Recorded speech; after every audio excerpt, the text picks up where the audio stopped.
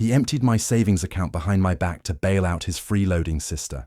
So I emptied his name off the deed to the house he thinks he owns. Stick with me while I share my story, and if it touches you, don't forget to support our channel by hitting that subscribe button, dropping a like, and sharing it with the people you care about. My name is Savannah. I'm 34, a dental hygienist living in Indiana. I've been married to Troy for 6 years. He's 37, works in HVAC, and for most of our marriage, I believed we were building something together. I was wrong. Last November, I opened my banking app one morning before work, and my heart nearly stopped. $18,000. Gone. That was my emergency fund, money I'd been saving since my 20s. I never touched it unless I absolutely had to. It was my safety net. At first, I thought it was fraud.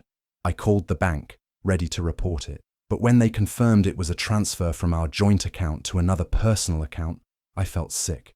And then I saw the name, Megan, Troy's sister. I waited until Troy got home. I didn't scream or cry. I simply asked, "Did you take $18,000 from our account?" He didn't even flinch. "Yeah," he said, like he'd just borrowed a cup of sugar. Megan needed help, rent, some medical stuff. She was in a bad place. I just stared at him. "You didn't even ask me." He rolled his eyes. "You always save money like we're on the edge of a cliff." "She's family, Savannah." I couldn't believe it. No apology, no explanation, just excuses. He acted like I was being dramatic, said I was overreacting and too emotional. I told him that money was for emergencies, and he just shrugged and said it was an emergency for her. That night, I sat alone on our porch, thinking about all the years I had sacrificed, working extra shifts, skipping vacations, saying no to things I wanted, just to feel secure. And he took that from me in a second, without even a conversation. What hurt the most wasn't the money, it was the disrespect. The fact that he saw no issue with taking from me without asking, that he thought my trust was something he could just spend, like cash. I realized something important that night. I wasn't overreacting, I was waking up. And that's when things started to change. Quietly, carefully, I began to take back what was mine. But I'll save that for the next part of the story. Looking back, that $18,000 theft wasn't a one-time mistake. It was just the loudest sign in a long line of quiet disrespect. Troy had always pushed boundaries.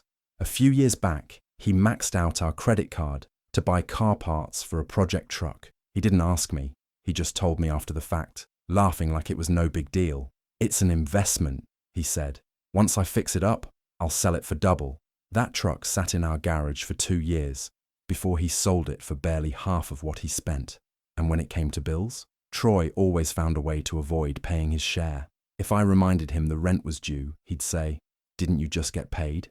Or he'd make a joke about how I made more than he did and how it all evens out, but it never did. I covered more and more, quietly convincing myself that relationships were about compromise. I thought I was being patient. I thought I was being a good wife. Then there was Megan, his sister. She never had a job for long, always had a new excuse, always needed help. We'd given her money more than once. She once called Troy at 2 a.m. saying she needed help paying for her phone bill. Another time, she borrowed $1,200 to avoid getting evicted. We never saw a single dollar back, not even a thank you card. I finally broke down and told my best friend Dana everything. We were sitting on her couch with cups of tea when I let it spill. All the little ways I'd been stepped on, all the times I'd let it slide. Dana looked me straight in the eye and said, "Savannah, this isn't new. You've just gotten used to being disrespected." That hit me hard. It was true. I had accepted things I never should have. I let love become an excuse for silence. That night, I started researching. I looked up who legally owned our house. I dug into marital property laws in Indiana. I started reading about asset protection and hidden financial options. It was like a switch flipped. For the first time, I wasn't just reacting. I was preparing, quietly, carefully, because I knew now this wasn't just about money. It was about taking my power back. The house we lived in always felt like mine, not in a controlling way, but because it actually was. My dad left me a small inheritance when he passed away. It wasn't much, but it was enough for a down payment on a cozy 3-bedroom house just outside of town. I was 29 when I bought it, and at the time Troy and I had only been dating for a few months. When we got married, I never thought to change the deed. It wasn't out of secrecy or mistrust. I just didn't see the point. The mortgage was in my name. The down payment came from my father's money, and I made every single payment myself. Troy moved in, but he never contributed to the mortgage, the taxes, or even the home repairs. And I never pushed him. I told myself it was love, that we were building a life together, and those details didn't matter. But now, they mattered. One quiet Saturday morning, while Troy was out at a car show with his buddies, I pulled out the old manila folder from my filing cabinet. It had been years since I looked at the paperwork. My hands shook as I flipped through the documents until I found it. The property title, my name, only mine. No joint ownership, no co-signer, no amendments. Just Savannah Claire Thompson. I stared at that piece of paper for a long time, and something in me shifted. This wasn't about revenge in the way people imagine, screaming, slamming doors, keying cars. It wasn't about rage. It was about clarity. I had been giving so much of myself to someone who never saw the value in it. Troy took and took, believing everything I had was automatically his. And now, for the first time, I could see a way to draw the line. This house, this roof over our heads, wasn't his to claim. It was mine. And that changed everything. I didn't make any rash decisions. I didn't say a word to Troy. I simply placed the paperwork back in the folder, slid it into the cabinet, and went about my day like nothing had changed. But inside, everything had. I realized I wasn't stuck. I had power. Quiet, legal, undeniable power. The same power he thoughtlessly stole from me when he drained my saving. Except now, I held the pen, and I was ready to write the next chapter on my terms. It was no longer about saving the marriage. It was about saving myself. Troy came home like nothing was wrong. He walked in, tossed his keys on the counter, and looked at me like I was the one with the problem. I was sitting on the couch, still trying to make sense of everything, of him taking my savings, of how far we had drifted. My eyes were red from crying, and the first thing he said was, "Are you seriously still upset about that? You're being emotional." Emotional. That word made my stomach turn. Then he added with a smirk, "Must be your hormones or something. You always get like this when things don't go your way." I didn't respond. Not right away. I just looked at him, really looked at him, and wondered how I had missed it for so long. The smugness, the entitlement, the way he treated my pain like it was some minor inconvenience. It was like he believed I should just get over it, because he decided it wasn't a big deal. That was the moment I knew. Not just that I was done emotionally, but that I had to do something about it. I didn't scream. I didn't throw anything. I didn't give him the reaction he wanted. Instead, I took a slow breath and stood up. "I think I need some space to think," I said quietly. He raised an eyebrow, clearly amused. "What, like a timeout?" "No," I replied calmly. "Just a little time apart. Maybe you can go stay with Megan for a few days. Help her out. Clear your head too." He laughed, like the idea was ridiculous. "You serious?" "Yeah," I said, keeping my voice steady. "I need to figure some things out." He shrugged and muttered something about how I was being dramatic, but he didn't fight me on it. Within an hour, he had packed a small bag and left for Megan's. He probably thought it was just a temporary tantrum, that I'd come running back like I always did. But I wasn't crying anymore. I wasn't confused. I was planning. Every part of me felt cold, but calm, focused. Because now, I knew exactly what I needed to do. And it started with giving him the space he didn't realize would be permanent. The day after Troy left for Megan's, I sat at the kitchen table with a cup of coffee and a notebook. No tears, no shaking hands, just a checklist, a quiet plan, one step at a time. First, I called a locksmith. The locks on every door would change by noon. Then I logged into the home security app and scheduled a technician to come upgrade the entire system. New cameras, new codes, full control in my name only. I was done living in a house where I didn't feel safe, even if the threat was emotional, not physical. Then came the legal part. I booked a consultation with a lawyer I found online. She was sharp, calm, and straightforward. I showed her the deed to the house, which was still in my name only, just as my father had left it when he passed. She confirmed what I already suspected. I had every legal right to do what I was doing. Troy had no claim, no equity, no power. When I left the lawyer's office, I didn't cry or celebrate. I just felt steady, like my feet were finally on solid ground again. Next, I went to the bank. Troy and I had a joint savings account. There wasn't much left in it. He'd drained most of it already when he took my $18,000. But I emptied what was left into a brand new account under my name only. I also moved my direct deposit from work into the new account. Every trace of shared finances, gone. Then I got to work packing. Troy didn't own a lot that mattered. His clothes, tools, gaming stuff, it all went into boxes. I rented a storage unit under Megan's name. Petty, maybe, but after everything he'd handed her at my expense, it felt fitting. I didn't trash anything. I didn't break or damage a single thing. I just packed it neatly, labeled every box, and placed them carefully in the unit. I even left a note. Troy, everything you came with is here. Good luck. I didn't feel like a villain. I felt like someone finally drawing a line after years of letting it be crossed. By the time the weekend rolled around, the house felt different, not just quieter, lighter. The weight of waiting for the next disappointment was gone. Troy had no idea what was waiting for him when he returned, but for the first time in a long time, I did, and I was ready. Troy came home on a Sunday afternoon, lugging his duffel bag over his shoulder like nothing had changed. He walked up to the front door, tried the handle, and immediately stepped back when the security alarm gave a sharp beep. Then he noticed the new camera above the door. He leaned in, squinting at it, confused. I watched him from the living room, phone in hand, already connected to the camera speaker. "Hey, Troy," I said, my voice calm. "You don't live here anymore." He froze. "Savannah, what are you talking about? Open the door." "No," I replied simply. "This is my house. You don't live here anymore." He laughed like I was joking. "Come on, babe. Stop messing around. I just drove 3 hours." I clicked the speaker off and slid a manila envelope through the mail slot. He stared at it for a second, then picked it up. Inside was everything. Proof the house was in my name only, documentation from my lawyer, notice of his removal, and a copy of the new restraining order I was preparing to file if he didn't leave peacefully. I watched him flip through the papers. His smirk faded fast. Confusion turned to disbelief, then rage. He stepped back up to the door, shouting now. "Are you serious? You're kicking me out? After everything I've done for you?" I pressed the speaker again. "You didn't ask before taking my money, Troy. You didn't respect me. You didn't even apologize. So no, you don't get to live here anymore. You chose Megan over me. Let her give you a place to stay." He pounded on the door with his fist. "This is insane, Savannah. You're acting crazy." I stayed silent.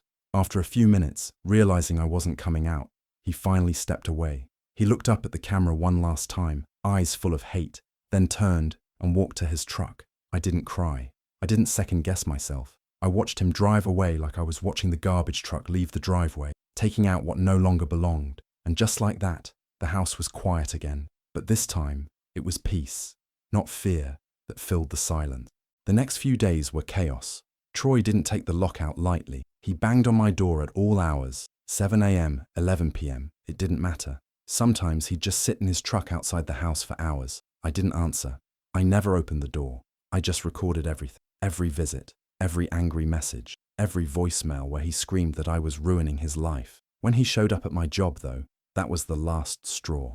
I was cleaning a patient's teeth when the receptionist popped her head in and whispered, "There's a man asking for you. He says he's your husband." I calmly removed my gloves, walked to the front lobby, and there he was, standing there like he had every right to be.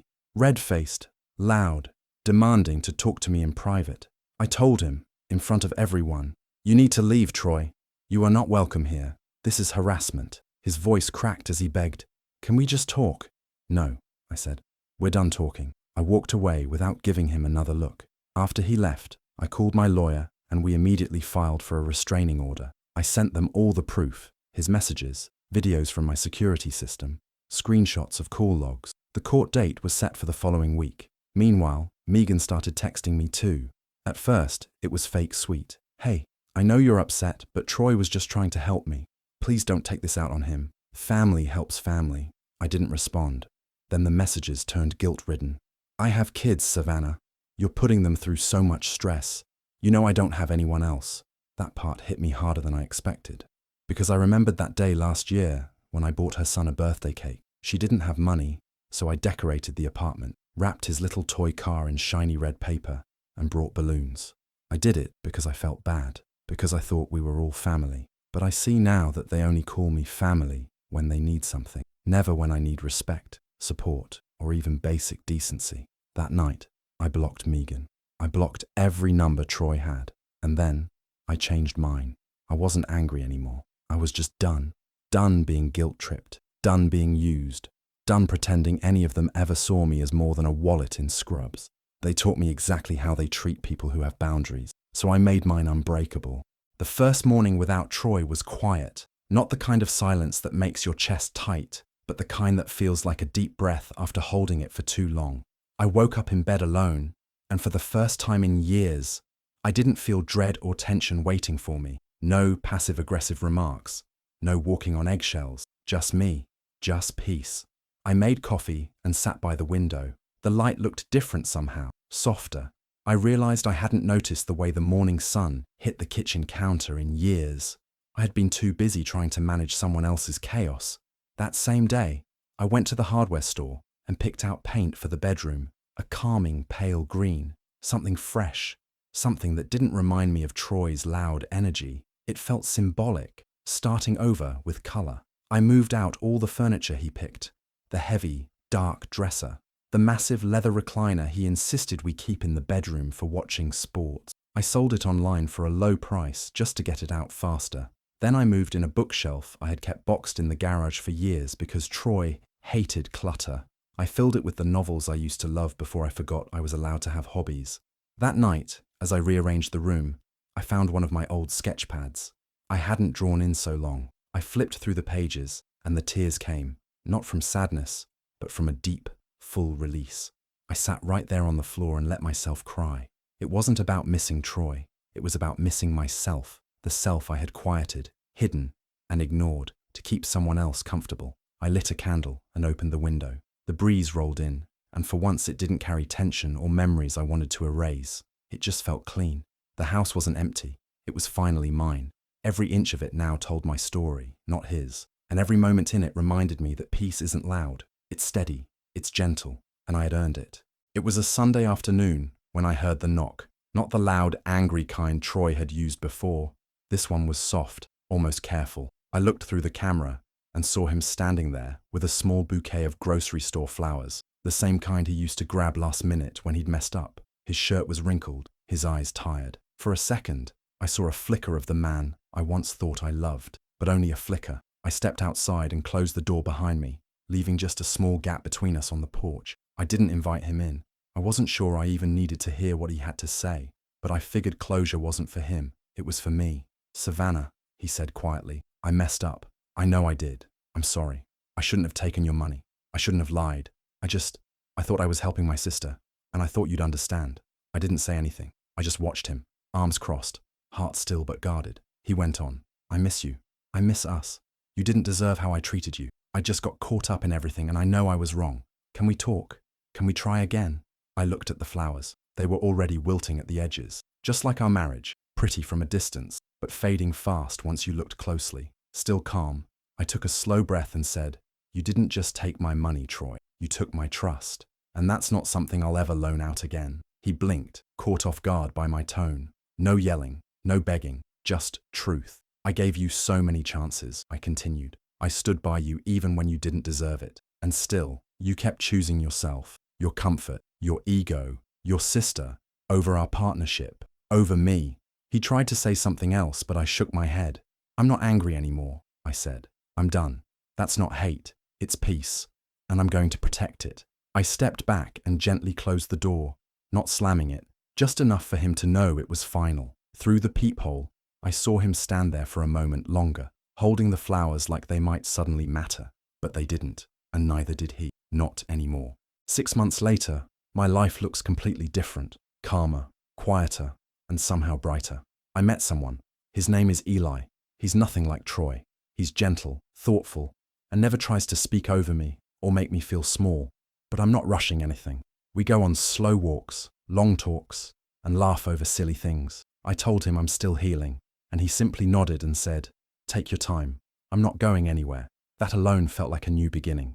My savings are slowly but steadily rebuilding. Every account, every asset, every piece of paper, it's all in my name now. I know where every dollar is, and I no longer have to explain myself to someone who sees me as a backup plan instead of a partner. That's not just security, that's freedom. The house is finally mine, in more ways than just legal. I planted flowers in the front. I painted the living room a soft sage green. There's a reading nook by the window, with a fuzzy blanket, and a lamp that gives off a warm glow in the evenings. It doesn't feel like our house anymore. It feels like home, mine. Sometimes people think revenge has to be loud or messy, but I've learned something different. Revenge can be quiet. It can be silent progress. It can look like waking up to sunlight, not stress. It can be painting your bedroom a color that makes you smile. It can be sipping wine on your porch with no one shouting or slamming doors inside. It can be peace. I don't think about Troy much anymore. When I do, it's not with anger. It's just a reminder of who I used to be. Someone who tolerated things she should have walked away from sooner. But I'm not that woman now. Now, I'm sitting on my porch, barefoot, with a glass of wine in my hand, and music playing softly through the screen door. The sky is turning gold, the breeze is gentle, and the silence is everything I used to pray for. I'm finally home, in every sense of the word. Do you think Savannah made the right choice by shutting Troy out for good? Or should she have given him another chance? Tell me what you think in the comments. I'd love to hear your thoughts. And if you enjoy stories like this, don't forget to subscribe and turn on the notification bell so you never miss one.